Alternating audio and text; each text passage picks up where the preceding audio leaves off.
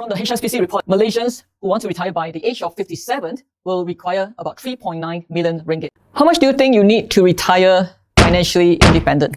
So some of you could be on the way to achieving this 3.9 million ringgit for your retirement. Right?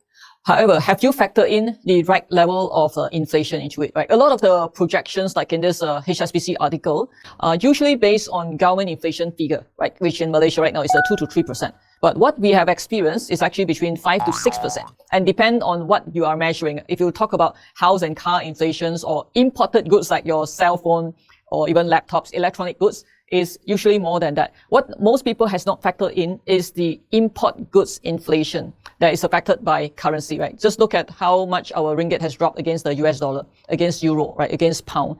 And if we were to continue to import, right? Which most of our goods and services are imported anyway.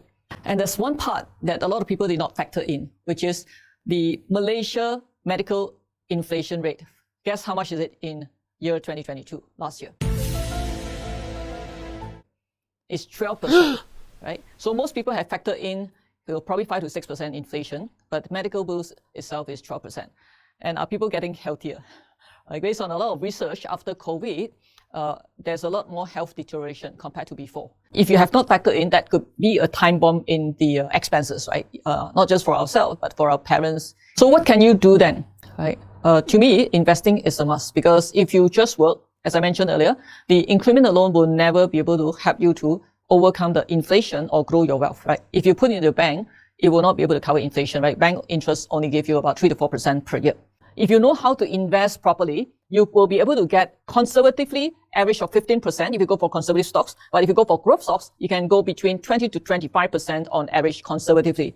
Like some stocks, if you know how to identify the great stocks and to time it, you can even get beyond that, beyond 30%. We have a systematic approach to the financial market where you can learn step by step how to screen stocks, right? We call it select, how to select the right stocks, how to time the market, which is based on valuation, if you're an investor, or based on technical chart, yeah, if you're a trader.